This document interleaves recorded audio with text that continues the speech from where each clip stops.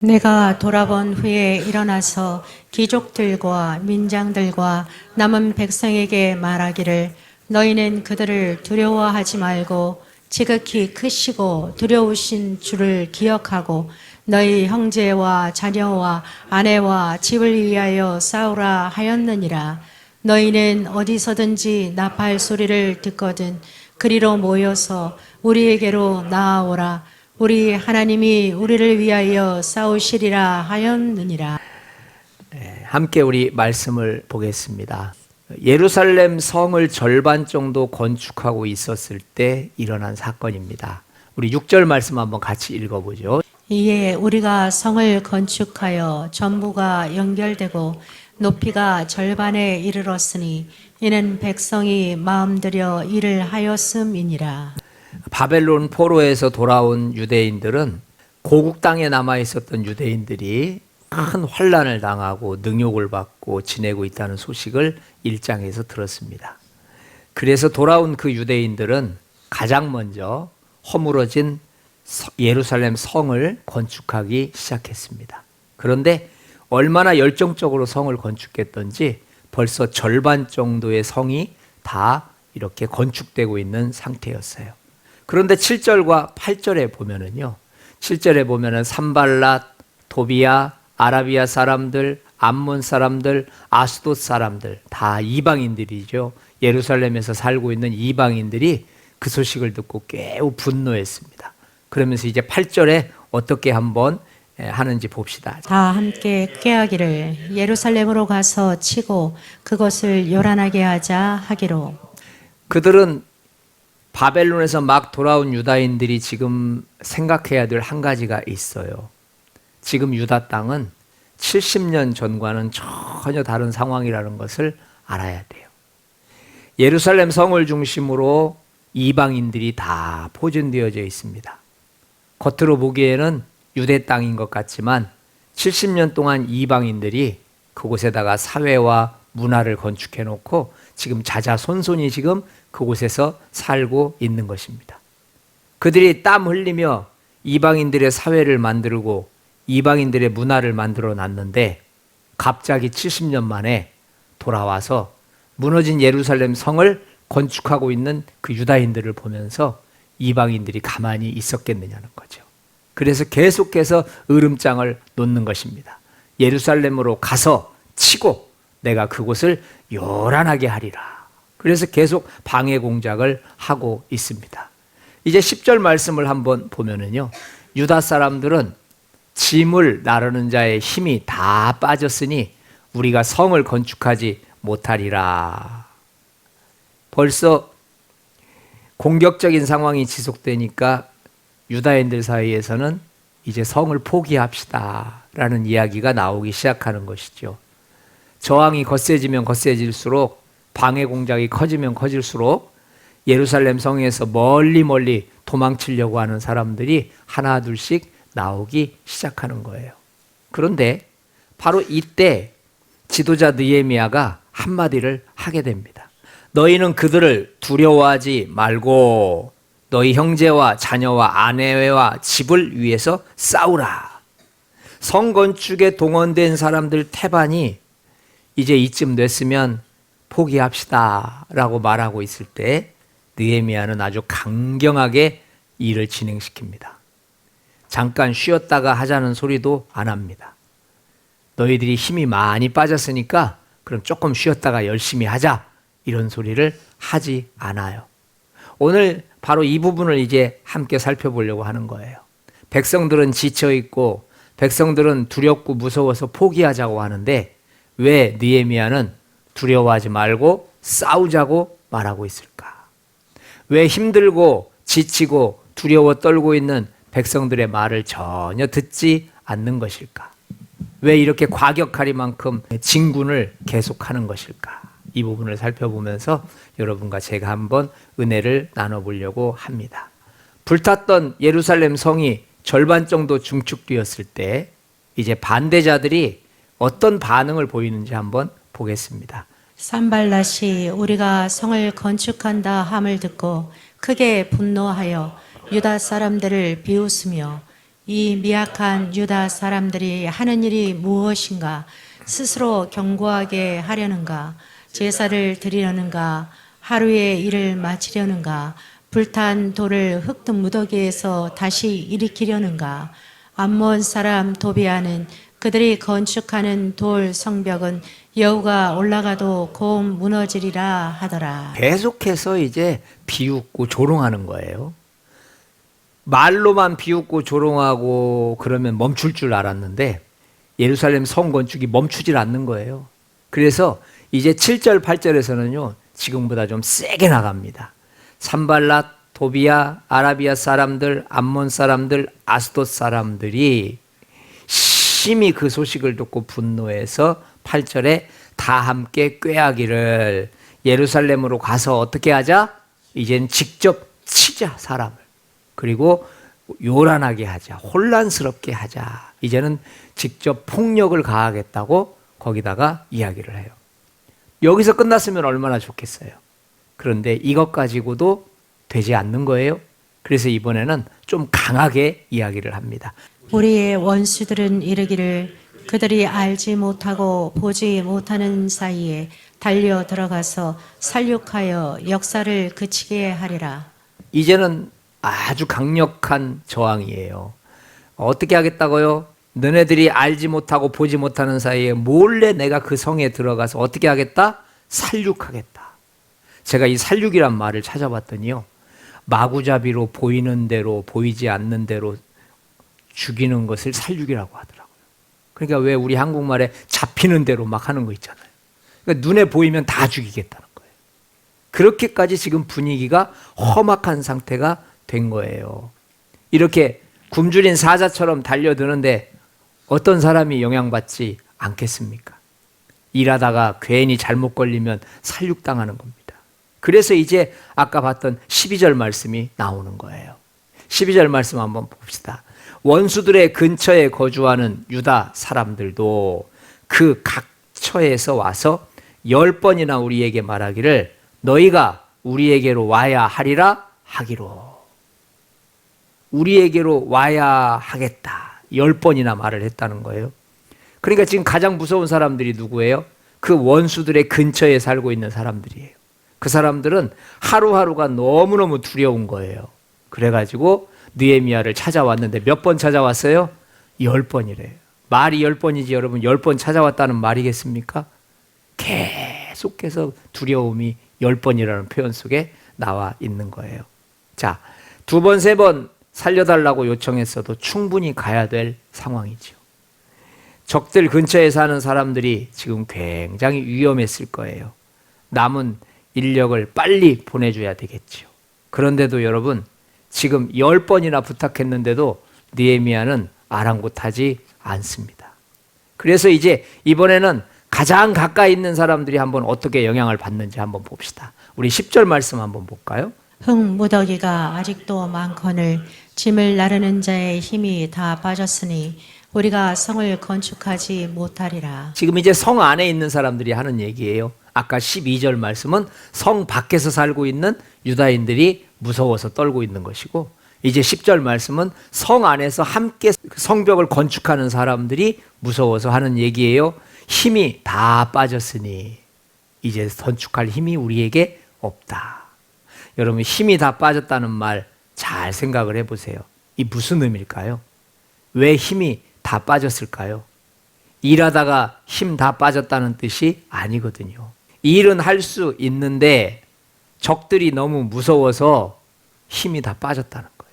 얼마든지 일할 수 있는데 언제 죽을지 모르는 상황에서 힘이 빠졌다는 거예요. 그 많은 사람들이 열심히 일해서 며칠 만에 성벽 절반을 고쳐놨습니다. 얼마든지 서로 격려하고 나머지 절반도 증축할 수 있어요. 그런데 주변 상황이 너무 안 좋은 거예요.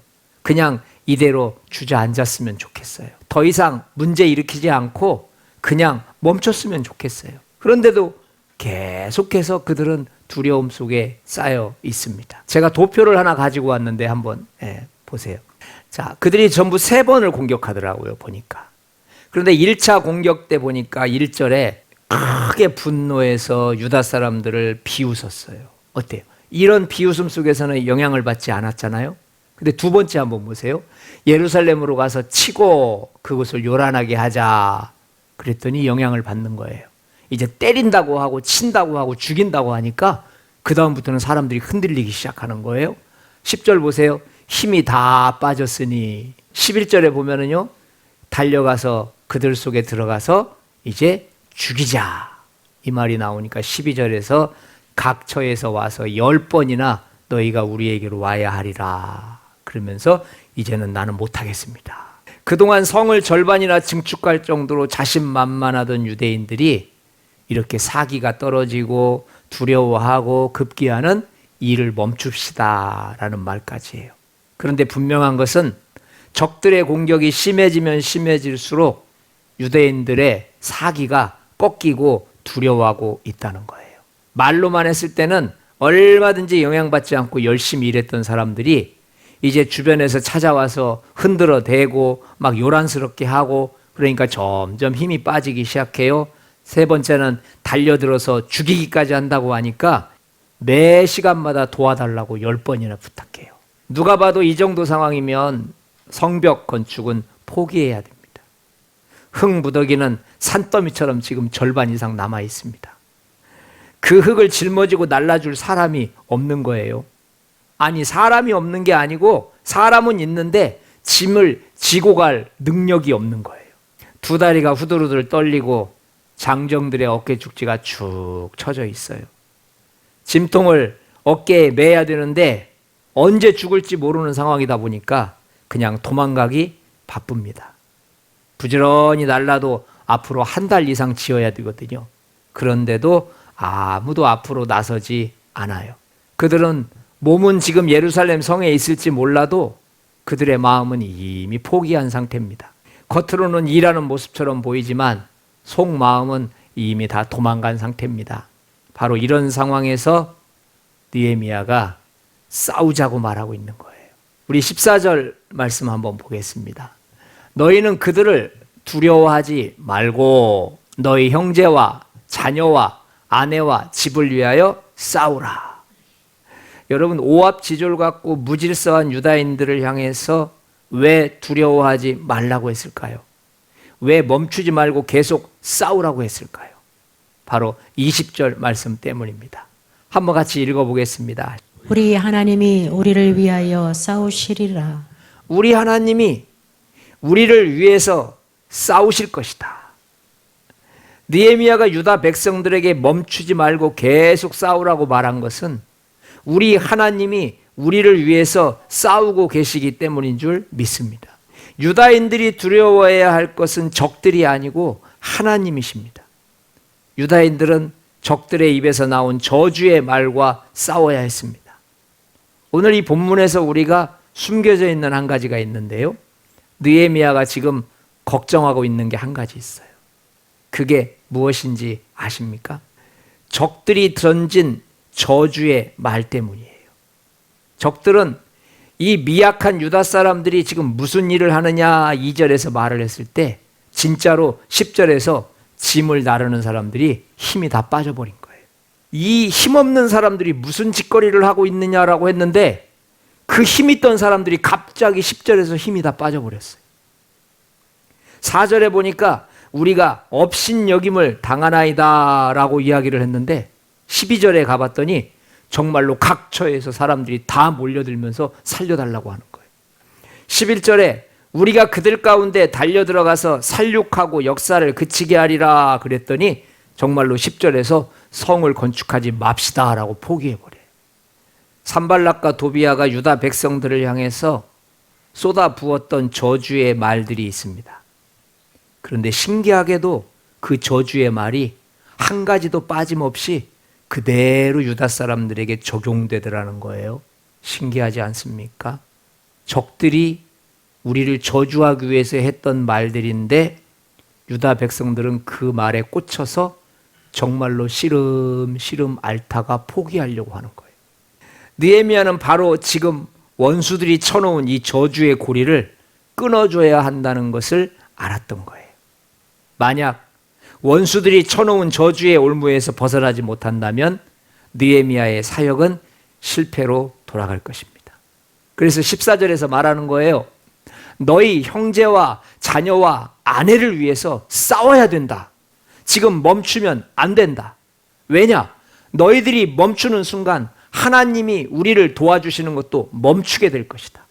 너희들이 싸우는 순간 하나님은 계속해서 우리와 함께 싸우실 것이다.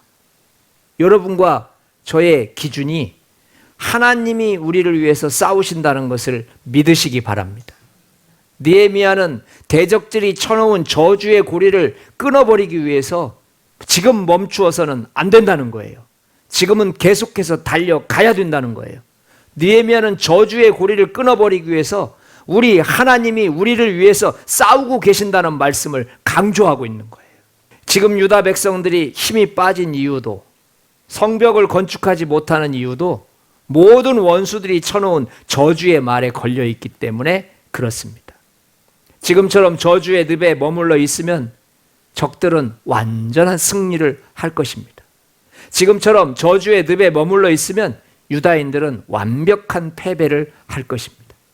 느헤미야는 지금 이 시간 원수들이 쳐놓은 저주의 사슬을 끊어버리기 위해서 하나님이 어떤 분인가를 소개시켜주고 있는 거예요. 하나님이 우리를 위하여 싸우시는 분이라는 것을 말씀하고 계시는 줄 믿습니다. 여러분, 하나님은 어떤 분입니까? 하나님은 우리를 위해서 싸우시는 분입니다. 저와 여러분들을 위해서 싸우시는 분이에요. 그런데 우리가 싸움을 멈추는 순간 하나님의 도우심도 멈춰버립니다.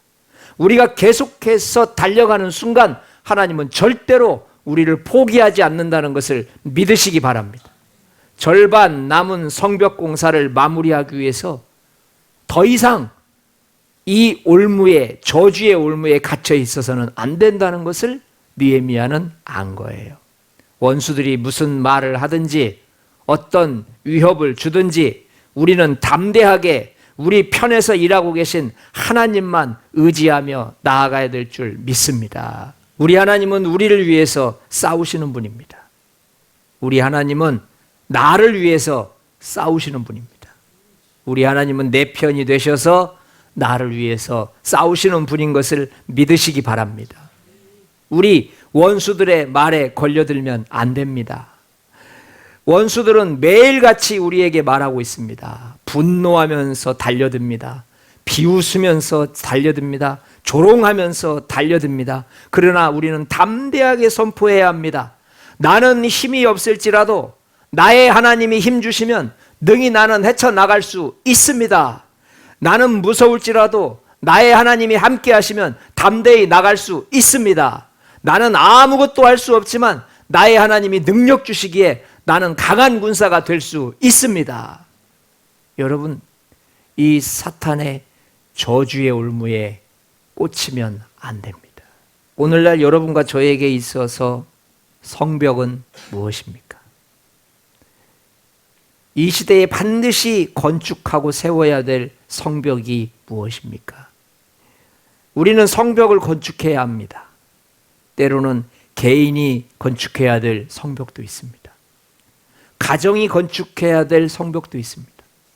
직장이 그리고 사업이 공동체가 같이 세워야 될 성벽이 있습니다. 원수들은 방해 공작을 하고 우리를 위협하고 우리로 하여금 걱정거리가 되게 만듭니다. 바로 그때 두려워하지 말고 너와 너희 형제와 아내를 위해 싸우는 저와 여러분들이 되시기를 축원드립니다. 여러분, 하나님은 우리를 위해서 싸우시는 분입니다. 우리는 나의 성벽을 무사히 마칠 때까지 나를 위해서 싸우시는 그 주님을 바라봐야 될 줄 믿습니다. 우리 하나님이 우리와 함께 하시기 때문에 그 성벽은 반드시 재건될 것입니다. 많은 그리스도인들은 사탄의 저주에 꽂혀 있습니다. 어느 누구도 하나님이 하신다는 자신감이 없이 그냥 형편 따라 상황 따라 물 흘러가듯이 흘러가고 있는 우리의 연약한 모습을 볼 수 있어야 돼요. 하나님은 우리와 함께 일하시는 분임을 믿으시기 바랍니다. 그 말은 여러분과 제가 멈추어 섰을 때 하나님의 기적은 나타나지 않는다는 거예요. 하나님의 일은요, 달려가는 것입니다. 멈추는 것이 아니에요. 만약에 산발락과 아비야가 무섭고 두렵다고 해서 멈추어 버린다면 우리는 사탄의 올무에, 원수의 올무에서 누구도 벗어날 수 없습니다. 여러분과 제가 이 저주의 올무에서 벗어나시기를 축원드립니다. 제가 한 가지 예화를 가지고 왔습니다. 히틀러가 마루타 시험을 할 때 그때 있었던 이야기예요. 유대인들을 마룻바닥에 다 눕혀놓고 아킬레스 건을 잘라버렸습니다. 그리고 피가 뚝뚝 떨어지게 만들었어요. 그리고 옆에 의사가 이렇게 앉아서 이렇게 말합니다. 당신은 피가 흐르고 있기 때문에 이 정도 속도면 5시간 정도 지나면 당신은 죽습니다. 이렇게 말했습니다. 그런데 정말로 5시간 안에 그 많은 수용수의 죄수들이 다 죽어버렸습니다. 그런데 중요한 것은 그 사람 몸에 상처만 조금 냈을 뿐입니다. 실제 그 사람들이 듣고 있었던 것은 물방울 떨어지는 소리였습니다. 피는 한 방울도 나오지 않았습니다. 옆에 있는 사람은 그저 말을 했을 뿐입니다. 지금 몇 시간 남았습니다. 지금 몇 시간째 지나고 있습니다. 앞으로 1시간 후에 당신은 죽습니다. 이제 5시간이 다 돼가고 있습니다. 그런데 그 많은 포로 수용소에서 있었던 사람들이 5시간이 가까워지니까 점점 숨을 쉬지 못하고 점점 심장이 멈추면서 죽어가더라는 거예요. 그 사람들 피 한 방울도 안 흘렸습니다. 피 한 방울도 빠지지 않았는데 계속해서 들리는 겁니다. 5시간 지났습니다. 당신 몸속에는 피가 없습니다. 당신은 이제 곧 죽어야 됩니다. 그들은 온몸에 피가 충만했습니다. 내가 어떤 생각을 하느냐에 따라서 내 몸이 그렇게 반응을 하는 것입니다.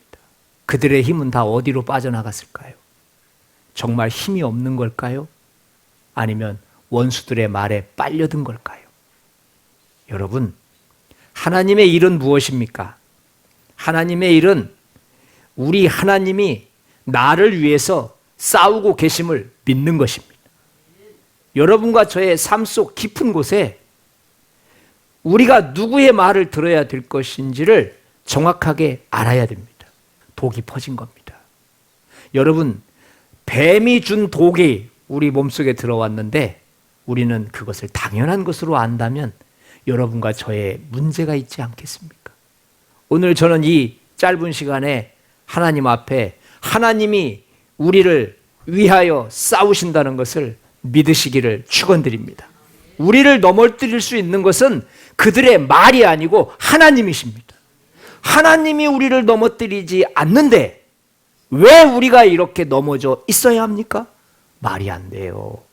여러분, 상황이 어떤 상황이라 할지라도 걱정하지 마세요. 내가 멈추지 않고 내 심장이 뛰고 있는 이상, 내 믿음이 하늘을 향해 가고 있는 이상 하나님은 멈추지 않으실 것입니다. 하나님의 백성은 절대 죽지 않습니다. 하나님의 교회, 하나님의 공동체, 하나님의 역사, 하나님의 가정 절대로 잘못될 일 없습니다. 여러분과 저를 멈추게 만드는, 우리의 심장을 먹게 만드는 그 아킬레스 건 그 하나가 우리 인생 전체를 엉망으로 만들어버린다면 나중에 주님 앞에 섰을 때 우리가 무슨 말을 할 수 있겠습니까?